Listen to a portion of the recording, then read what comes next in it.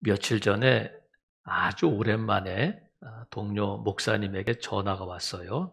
그래서 너무 반가워서 아유 목사님 어쩐 일이세요? 그랬더니 마침 우리 교회 앞에 이 도로를 지나가고 있다가 제가 생각이 나서 전화를 했다는 거예요. 그래서 물어봤죠. 아니 목사님 여기를 왜 지나가셔요? 그랬더니 장례식장에 갔다 오는 길이라고 그래요. 누가 돌아가셨어요? 그랬더니 동기 목사님이, 신학교 동기 목사님이 돌아가셨는데, 그 목사님은 병원을 한 번도 다녀보지 않은 건강하신 분이었는데 갑자기 이렇게 세상을 떠나니까 너무 당황스러워서 어찌할 바를 모르겠다. 그래서 지금 장례식장 가서 설교하고 오는 길입니다. 그런데 이 우리 교회를 지나가다가 목사님 생각이 나서 지금 해야 되겠다. 우리가 내일을 알 수 없으니까 지금 생각날 때 전화해야 되겠다. 그러면서 전화를 하셨다는 거예요.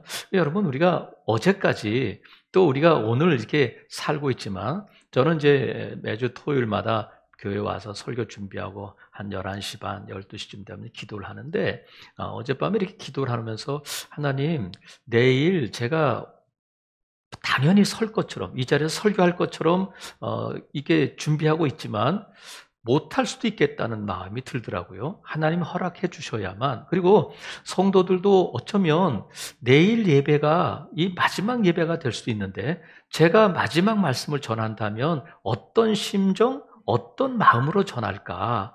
또 다음 주에 하면 되지. 그 다음 주에 고난주간에 하면 되지. 그런 게 아니라 저에게 주어진 설교 시간이 오늘 이 시간이 마지막이라면 제 마음이 어떨까? 그리고 사랑하시는 성도들이 설교를 듣고 예배할 때에 우리가 당연히 다음 주, 그 다음 주도 있을 것으로 알지만 오늘까지라면 우리가 오늘 이 아침에 오늘 이 예배, 내가 이 말씀 듣는 것이 내 삶의 마지막이라면 우리의 마음이 어떨까? 그러면서 제 마음속에 하나님, 정말 이 말씀을 바르게 정말 성도들이 꼭 듣고 또 하나님의 마음이 잘 전달되기를 원합니다. 너무나도 당연하게 내일 제가 설교하고 그 다음 주도 설교하고 당연히 그렇게 생각하고 있었는데 어제는 갑자기 그런 마음이 드는 거예요. 그래서 여러분, 오늘 제가 이 말씀이 제 마지막이고 여러분이 이 설교를 듣는 것이 내 삶의 마지막이라는 그런 간절한 마음으로 들을 수 있기를 주님의 이름으로 축복합니다. 모든 것이 우리가 끝내려고 하지 않아도 하나님께서 이제 그만 하실 때가 온단 말이죠. 그럼 저와 여러분의 이 땅에서의 삶이 끝난다고 하는 것은 우리가 오늘 죽을 것 같고 내가 너무 어렵고 내가 힘들고 답답한 것도 끝날 때가 온다. 이것이 언제까지나 계속되고 언제까지나 이 어려움이 계속될 것 같지만 우리의 삶이 끝날 때가 오는 것처럼 여러분의 아픔, 여러분의 슬픔도 끝날 때가 온다는 거예요. 그래서 그 목사님이 저한테 전화를 하셔가지고 뭘 물어보겠어요? 목사님, 요즘 어떻게 지내세요? 이렇게 물어보시더라고요. 그래서 저는 잘 지내고 있습니다. 목사님은 어떠세요? 이렇게 물어봤거든요. 오늘 여러분에게 누군가가 집사님, 요즘 어떻게 지내세요? 이렇게 물어본다면 뭐라고 대답하시겠어요? 지금 코로나19로 어려운 때에 성도들도 그럴지도 모르겠어요. 일반 사람들에게 누군가가 오늘 요즘 어떻게 지내세요? 물어본다면 대부분 이렇게 대답하지 않을까요? 죽을 맛이에요. 죽지 못해 살아요. 하루하루가 아주 고역이에요. 어떻게 사는지 모르겠어요. 대부분 이렇게 대답하지 않을까? 너무 어려운 때를 살고 있는데 오늘 이 본문에 보니까 사도 바울에게 요즘 어떻게 지내세요? 이렇게 물어본다면 뭐라고 대답할까? 사도 바울은 우리가 지금 어렵다, 죽을 것 같다, 오늘 못 살 것 같다 하지만 사도 바울의 형편과 우리의 삶의 형편을 비교해 보면 누가 더 견딜만하고 누가 더 살만한 삶일까? 사도 바울은 매도 많이 맞고 또 돌로도 맞고 감옥에도 갇히고 배신도 당하고 또 쫓겨다니고 이런 삶을 살았단 말이죠. 그런데 사도 바울이 나 죽을 지경이야. 아유 빨리 천국 가면 좋겠어. 나 정말 못 살겠어. 이러지 않고 오늘 본문에 보니까 요즘 어떻게 지내세요? 이 질문에 대해서 뭐라고 답하냐면 나는 오늘도 달려가고 있습니다. 달려가고 있다는 거예요. 나는 지금 달리기를 하고 있습니다. 그러면 사도 바울이 지금 사도 바울이 조깅하고 있구나. 건강을 위해서 지금 운동하고 있구나. 그게 아니라 지금 이 사도 바울은 믿음의 길을 달려가고 있다. 이렇게 기록하고 있단 말이죠. 그래서 사도 바울의 삶은 한마디로 말하면 달리는 삶이다. 이렇게 표현할 수가 있단 말이죠. 그래서 사도 바울이 그러면 왜 그렇게 달려요? 당뇨병이 있어요? 지금 뭐 심장병이 있어요? 왜 이렇게 달려요?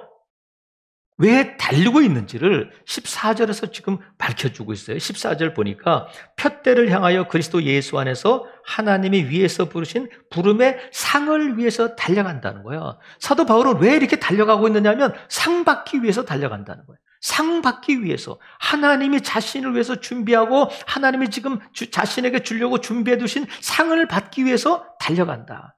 우리가 상 받기 위해서 달려간다고 그러면 아이고 유치하다, 저급하다 이렇게 생각할 수 있잖아요. 그런데 사도 바울은 이 삶이 하나님이 자신을 부르시고 자신에게 주시기를 위해서 준비하신 그 상을 바라보고 달려가고 있다는 거예요. 사랑하시는 성도 여러분, 우리가 이 상을 바라보고 달려갈 때에 사도 바울을 위해서 하나님이 준비하신 것이 있는데 그것이 뭐냐면 상을 준비하셨다는 거예요. 아, 바울은 사도니까, 바울은 교회도 많이 세웠으니까, 전도도 많이 했으니까, 능력 있는 사도니까 그럴 수 있겠지. 여러분, 그렇지 않고 사도 바울이 자기 유언처럼 기록한 디모데후서 4장 8절에 보면 뭐라고 기록하고 있느냐면 이제 후로는 나를 위하여 의의 면류관이 예비되었으므로 주 곧 의로우신 재판장이 그날에 내게 주실 것이요 내게만 아니라 주의 나타나심을 사모하는 모든 자에게니라 말씀하셨어요.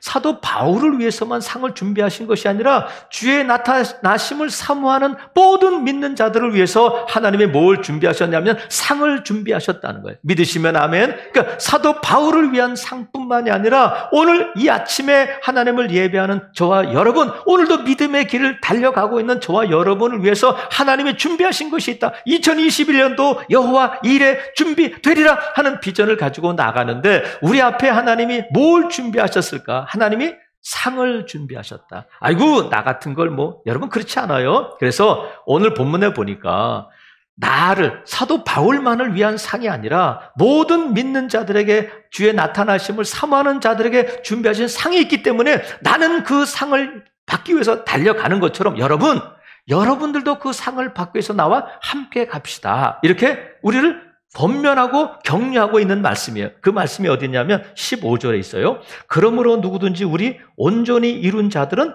이렇게 생각할지니, 이 말씀이 뭐냐면 온전히 이루었다는 것은 다 완성됐다는 뜻이 아니라 믿음이 성숙한 자들이라는 거예요. 그러니까 저와 여러분이 믿음이 성숙한 자라면 이렇게 생각하라는 것이 뭐냐면 앞에 있는 14절에 있는 말씀처럼 내가 부름의 상을 받기 위하여 푯대를 향해 달려나가는 것처럼 여러분들도 함께 이 길을 달려갑시다. 이렇게 지금 함께 갑시다. 이렇게 권면하고 있단 말이죠. 그러면 지금 빌립보 교회 성도들에게만이 아니라 오늘 이 아침에 하나님을 예배하고 있는 즐거운 교회 성도들, 저와 여러분을 향한 초청인지도 믿습니다. 함께 갑시다. 함께 이 믿음의 길을 달려나갑시다. 이렇게 지금 우리에게 도전하고 우리를 권면하고 있단 말이죠. 저와 여러분이 오늘도 우리가 가는 이 믿음의 길은 분명히 상이 있고 분명히 결승점에 기다리시는 주님이 있음을 믿고 달려가는 믿음의 길이란 말이죠. 그래서 저와 여러분이 이 상을 받으려면 어떻게 해야 되냐면 오늘 14절에 보니까 푯대를 향하여 간다는 거야.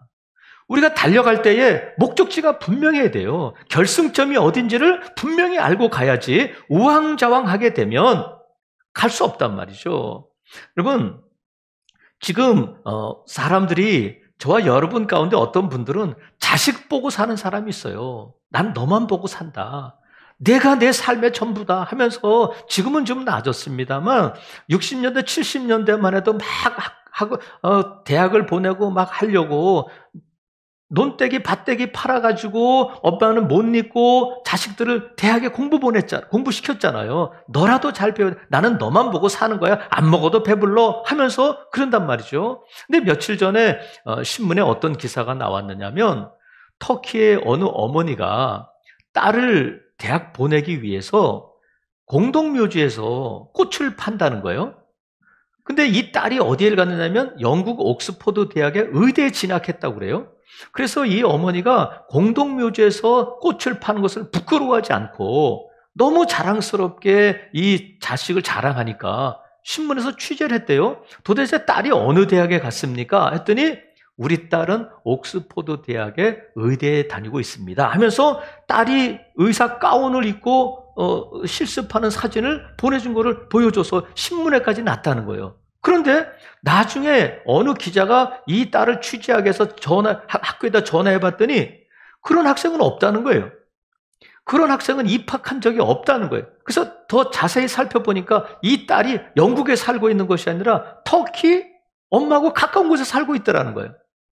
어떻게 된 걸까? 알아보니까 이 딸이 엄마가 의대 가기를 원하니까 영국에 가본 적도 없고 대학에 진학해 본 적도 없는데 엄마를 속인 거예요.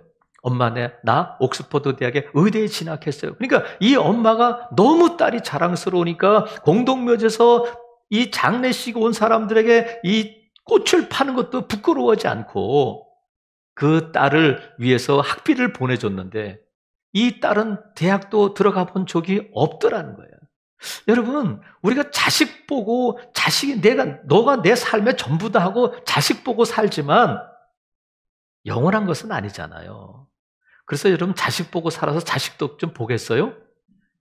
자식 보고 살다가 나이 드니까 누굴 보고 사냐면 손주들 보고 살더라고요. 손주들. 그래서 목사님들을 보면 저도 이제 핸드폰 카톡 프로필에 가급적이면 사진을 안 올리려고 그래요. 목사님들 가운데도 이 사진을 안 올리시는 분들이 있는데 최근에 보니까 온통 사진을 많이 올렸더래요. 카톡 프로필에. 무슨 사진인가 보니까 손주들 사진을 온통 그냥 손주들 사진으로 도배를 해버리셨어요. 그러니까 지금 손주 보는 재미로 사신다는 거예요.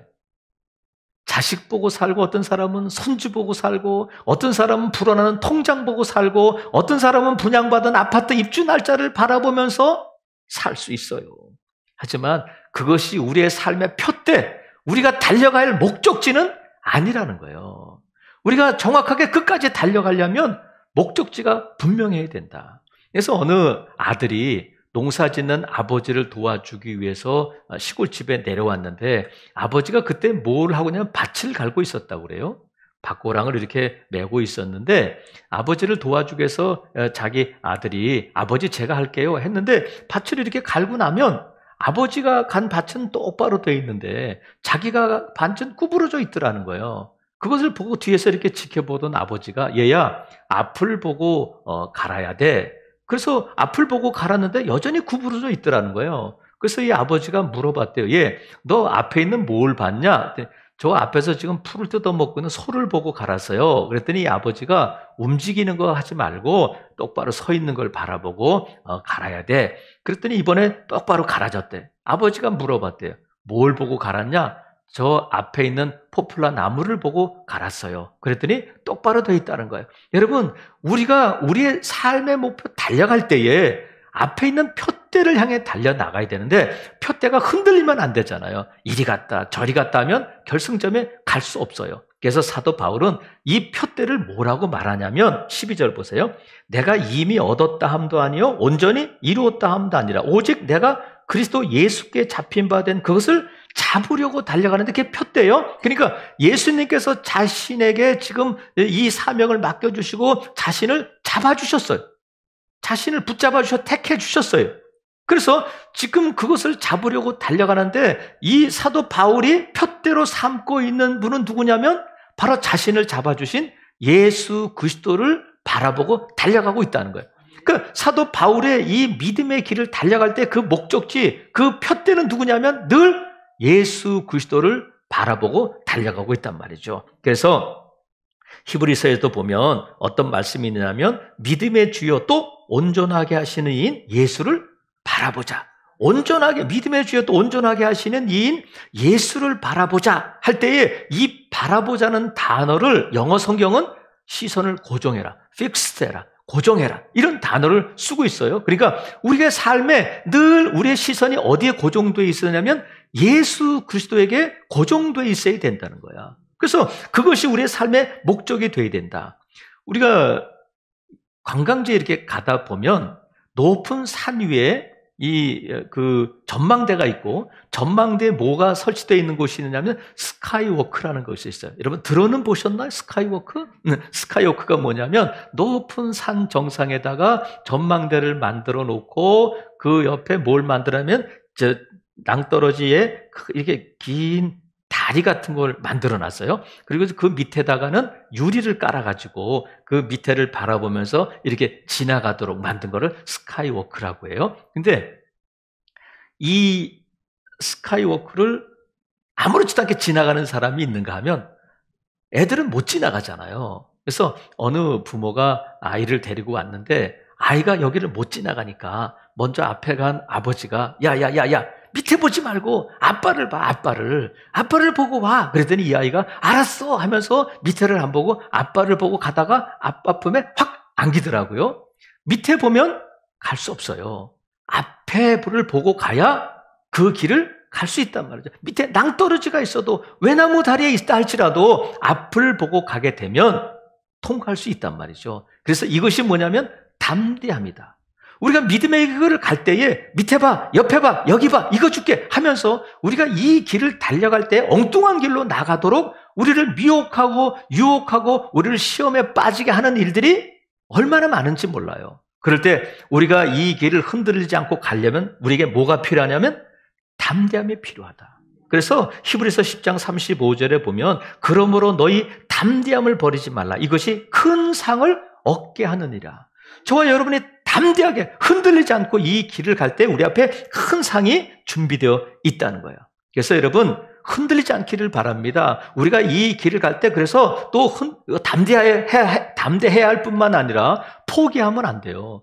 중간에 이 믿음의 길을 갈 때에 여러분 코로나19가 이렇게 오래 갈 줄 누가 알았겠어요. 어떤 분들은 코로나19는 결국 우리의 삶 가운데 그냥 독감처럼 그렇게 함께 가게 될 겁니다. 이렇게 말씀하시는 분들도 있어요. 그런데 코로나19가 이렇게 계속되다 보니까 우리가 하나님 코로나19 물러가게 해주세요. 우리도 호렙산 기도회 때 기도하잖아요. 코로나19 물러가게 해주세요. 우리가 함께 기도하는 1년을 기도했는데 과연 하나님은 능력으로 이 코로나19를 물리치실 수 있을까?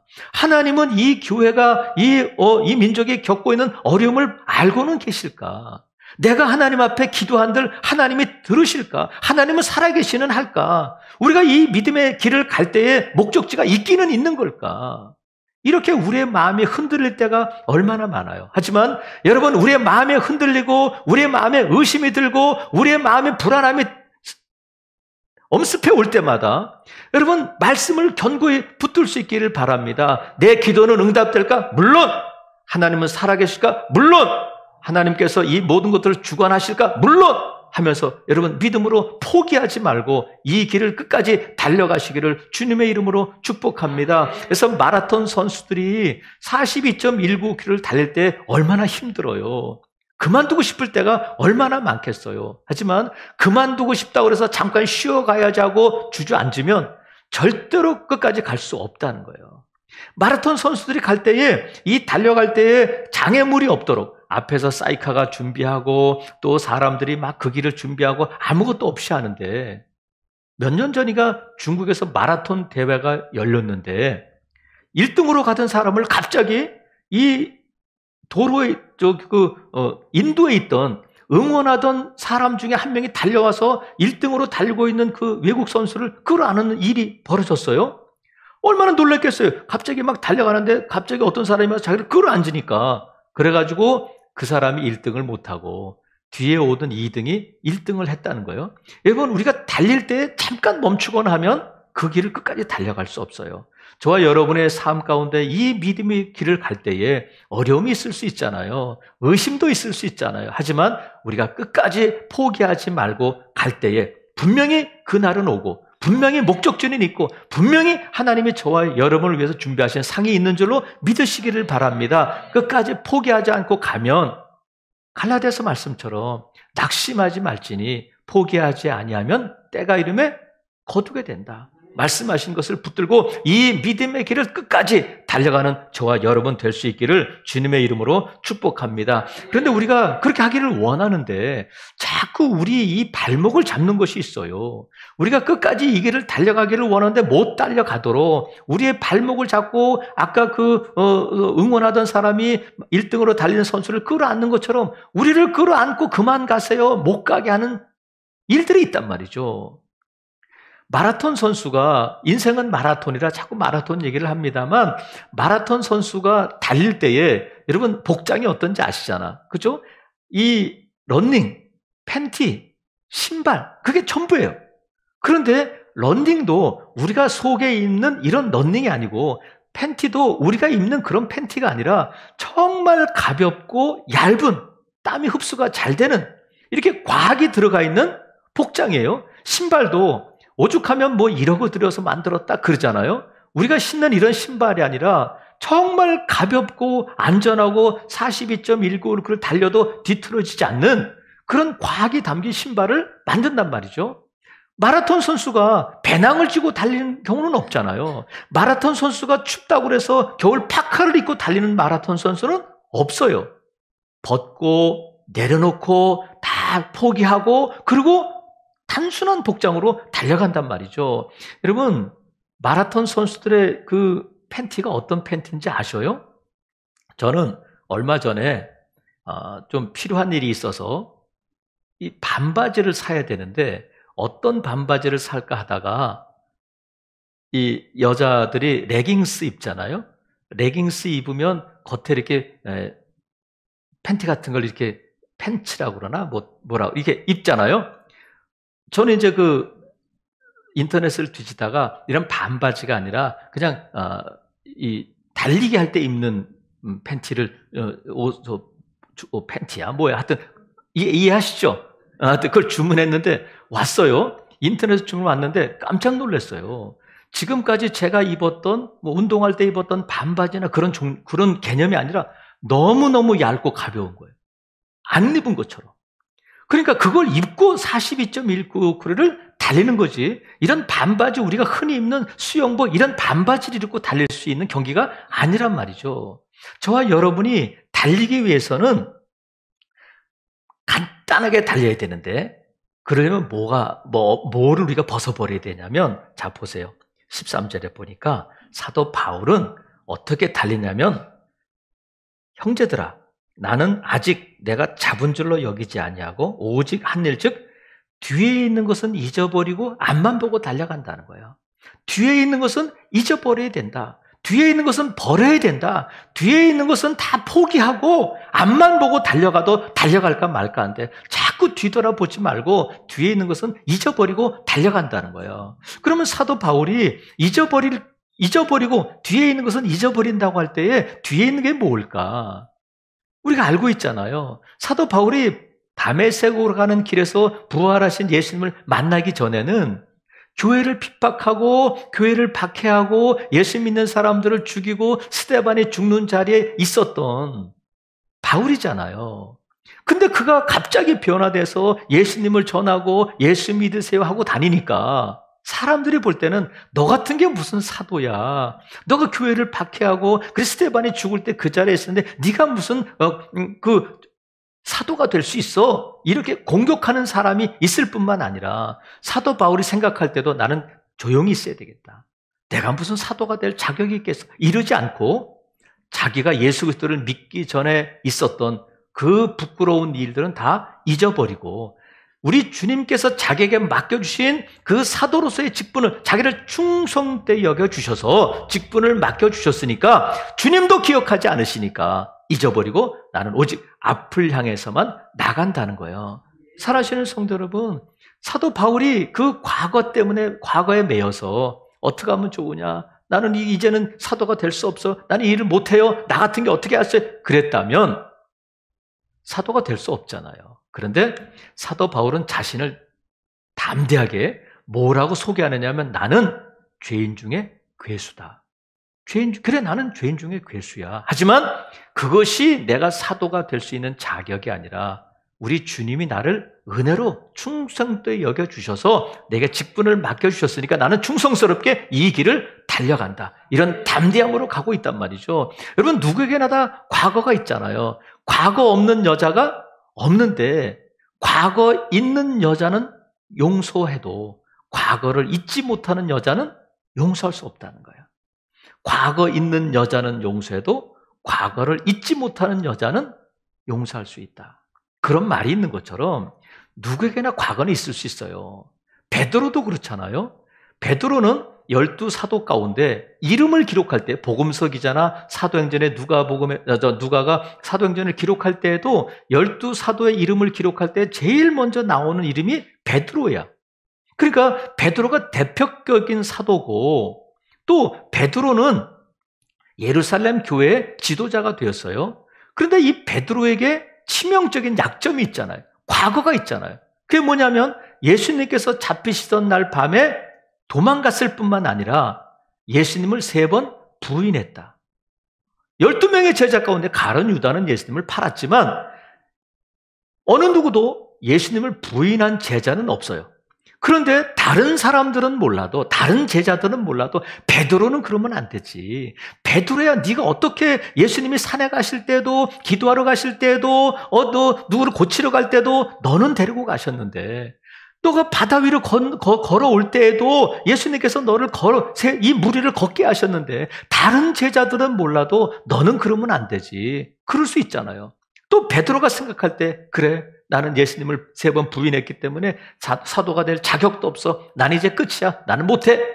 그러지 않고 예수님께서 베드로에게 뭘 말씀하셨냐면 내 양을 먹여라.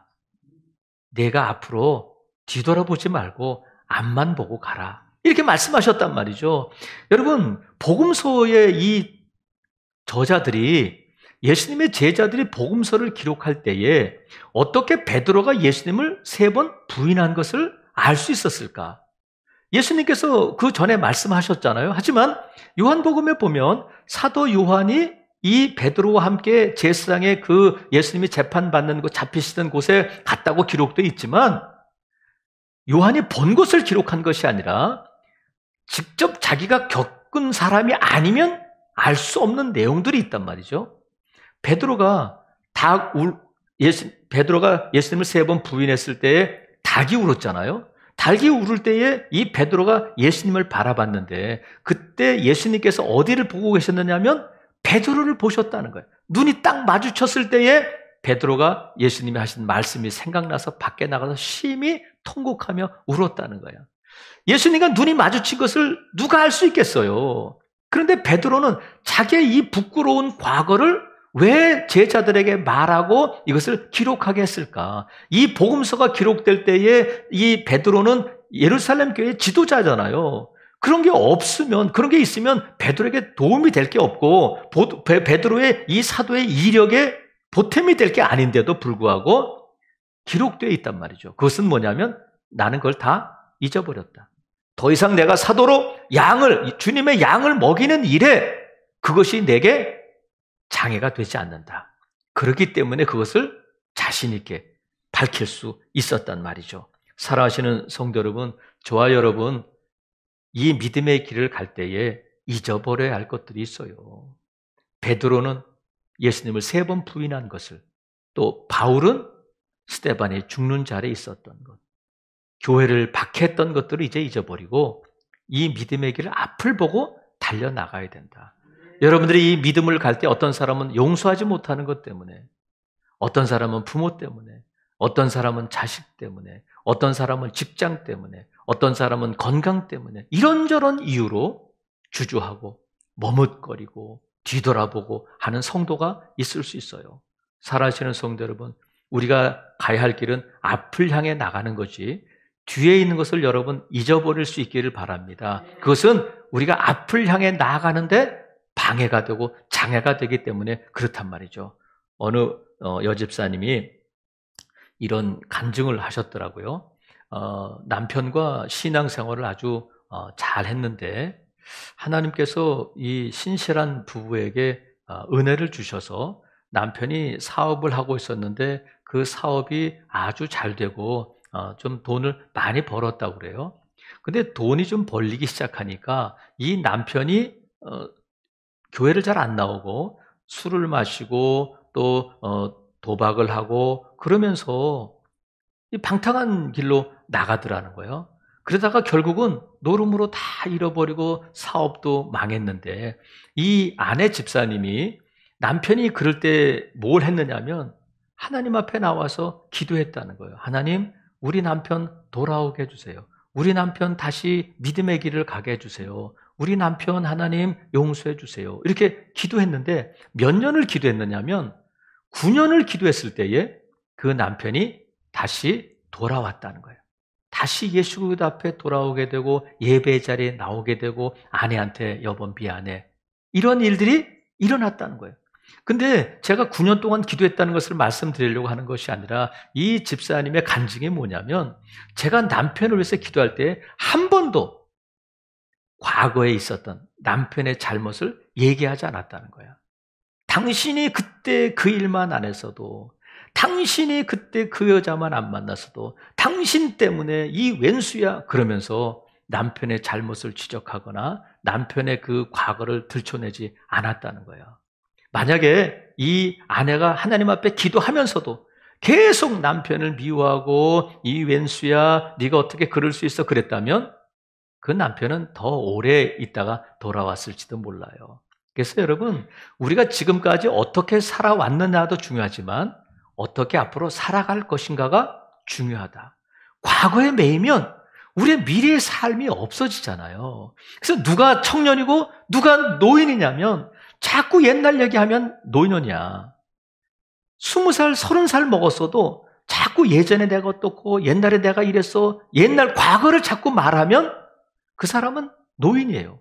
하지만 내가 80이 되고 내가 90이 되었어도 아직 내가 달려갈 길이 있고 내가 아직 해야 할 사명이 있다고 자꾸 앞으로 일을 말한다면 그 사람이 청년이란 말이죠. 여러분들은 어때요? 자꾸 옛날 얘기하고 자꾸 과거 들먹이고 그러진 않아요? 그러면 여러분들은 노인이야. 하지만 여러분, 저와 여러분이 앞으로 어떻게 살아갈 것인가가 중요하다. 그래서 사도 바울은 나이가 몇 살인지 우리가 모르지만 앞에 있는 푯대를 향하여 오늘도 달려가고 있다는 거야. 살아계시는 성도 여러분, 자꾸 옛날 얘기하고 자꾸 옛날 얘기 떠올리고 하면 앞을 향해 나갈 수 없어요. 그래서 되는 집안, 안 되는 집안의 차이는 뭐냐면 안 되는 집안은 자꾸 옛날 얘기를 떠올리는 거야. 좀 불편한 일이 있고 말다툼이 있을 때마다 10년 전에 있었던 일, 20년 전에 있었던 일을 자꾸 들먹이면 뭐 어쩌겠다는 거예요.